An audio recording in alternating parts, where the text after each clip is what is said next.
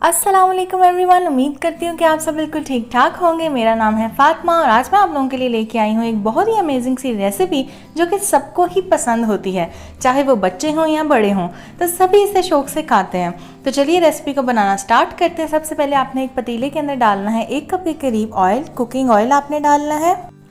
2 अदद प्याज आपने इसके अंदर शामिल कर देने हैं और प्याज़ों को आपने थोड़ा सा लाइट गोल्डन ब्राउन होने तक कुक करना है।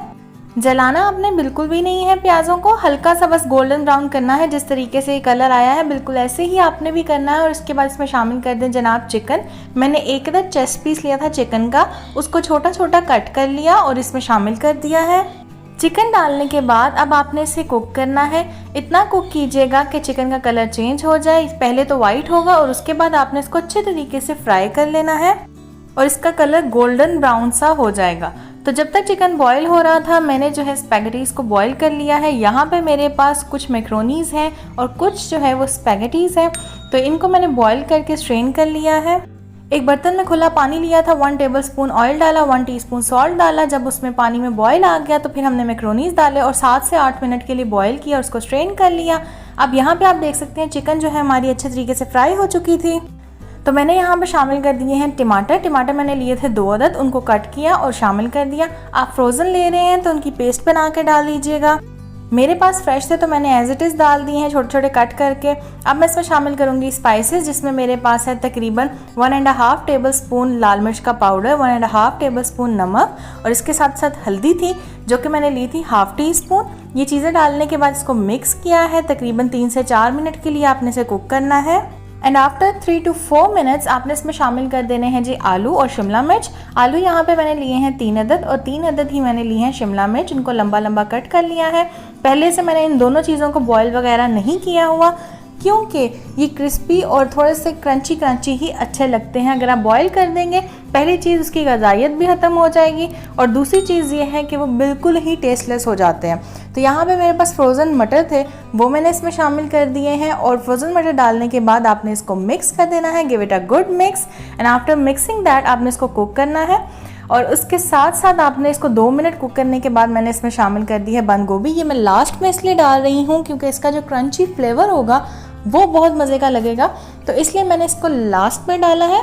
और ये डालने के बाद आपने इसको मिक्स कर देना है एंड आफ्टर मिक्सिंग दैट आपने क्या करना है, इसमें डालनी है जी स्पाइसेस में मैं इसके अंदर शामिल कर रही हूँ जी ज़ीरा 1 टीस्पून, इसके अलावा काली मिर्च 1 टीस्पून, गरम मसाला 1/2 टीस्पून और धनिया पाउडर 1 टेबलस्पून। तो ये सारी चीज़ें डालने के बाद दोबारा से आपने इसको मिक्स करना है। अब आपने इस स्टेज पे से 5 मिनट के लिए पकाना है। 5 मिनट मीडियम फ्लेम के ऊपर आपने इसे कुक करना है और हल्के हाथ से चम्मच चलाते रहिएगा वक्तन फ़वक्तन। और 5 मिनट के बाद आपने इसमें 1 छोटी प्याली दही का शामिल कर लेना है। दही को अच्छे तरीके से फेंट लीजिएगा और उसके बाद आपने इसको सब्जियों में शामिल कर देना है। दही डालने के बाद आपने इसको मिक्स कर लेना है और मिक्स करने के बाद आपने क्या करना है जी, आपने इसमें शामिल करनी है केचप। मेरे पास यहाँ पे टोमेटो केचप है जो कि मैं डाल रही हूँ 3 से 4 बड़े चम्मच। टोमेटो केचप डालने के बाद आपने इसमें शामिल करना है जी सोया सॉस और चिली सॉस। चिली सॉस मैंने इसमें डाला है 4 से 5 चम्मच और इसके बाद मैंने इसमें सोया सॉस भी डाला है 4 से 5 चम्मच, यानी कि 4 to 5 टेबलस्पून आपने दोनों चीज़ें डालनी है। सिरका यहाँ पे मैंने 2 चम्मच लिया है यानी कि 2 टेबलस्पून। तो ये चीज़ें डालने के बाद आपने इसको मिक्स करना है और इसे आपने क्या करना है, मिक्स करने के बाद 2 मिनट के लिए पकाना है एंड आफ्टर 2 मिनट्स आपने इसमें डाल देना है जी पानी। पानी इसलिए डालना है ताकि आलू जो है वो कच्चे ना रहे और थोड़े से सॉफ्ट हो जाए। तो यहाँ पे थोड़ा सा मैं पानी डाल रही हूँ, तकरीबन ये पानी होगा 2 ग्लास और 2 ग्लास पानी डालने के बाद आपने इसको कवर करके तो रख देना है पकने के लिए। अब याद रखिएगा कि आपने इसको पहले से बॉईल नहीं करना, आपने उसी हांडी में बॉईल करना है ताकि आलू जो है वो सॉफ्ट भी हो जाए और इतने भी सॉफ्ट ना हो कि उसका टेस्ट जो है वो बिल्कुल ही ख़त्म हो जाए। तो आपने लाइट सा उनको सॉफ्ट करना है, बहुत ज़्यादा उनको गला नहीं देना बिल्कुल। तो यहाँ पे आप देख सकते हैं वेजिटेबल्स हमारी क्रंची क्रंची ही हैं अभी भी और ये अच्छे तरीके से सॉफ्ट भी हो चुकी हैं, तो ये कच्ची भी नहीं है। तो यहाँ पे आपने मिक्स किया है, तकरीबन मैंने इसको 5 मिनट के लिए कुक किया था और उसके बाद आपने क्या किया, इसके ऊपर ऑयल आ गया था। तो ये निशानी है कि मसाला आपका तैयार हो चुका था। तो आपने भी जब पानी ड्राई होने लग जाए तो उसके बाद आपने चूल्हे को लो करके तो 5 मिनट के लिए कुक करना है, जब तक ऑयल ऊपर नहीं आता उसे भून लें मसाले को। और उसके बाद आप इसमें शामिल कर दें जी मैक्रोनीज और स्पैगेटीज़। मेरे पास एल्बो मैक्रोनी है और स्पैगेटीज़ हैं, ये थोड़े से मोटे होते हैं। स्पैगेटीज़ मैंने वो लिए हैं, अगर आपके पास बारीक वाले हैं तो आप वो ले लें, इट्स अप टू यू।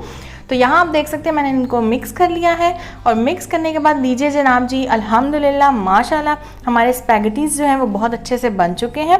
तो यहाँ पे मैं इनको कवर करके तकरीबन 5 मिनट के लिए दम की आंच पे कुक करूँगी और फिर चूल्हा बंद करके इनको सर्व करेंगे। तो देखिए जनाब, माशाल्लाह माशाल्लाह अल्हम्दुलिल्लाह, ये है मेरे अल्लाह ताला की कुदरत, मेरे अल्लाह ताला की नेमतें जो उसने दी हमारे हाथों में और वो जायके जो उसने दी हमारे कानों में। रेसिपी को ट्राई कीजिएगा, वीडियो को लाइक कीजिएगा, शेयर कीजिएगा और नीचे रेड बटन पे क्लिक करके चैनल को सब्सक्राइब कीजिएगा। साथ वाले बेल आइकन पे क्लिक करके ऑल नोटिफिकेशन को ऑन कर लीजिएगा, इससे मेरे आने वाली हर नई वीडियो सबसे पहले आप तक पहुंचेगी और ये बिल्कुल फ्री है। So thank you so much for watching, take care and अल्लाह हाफिज़।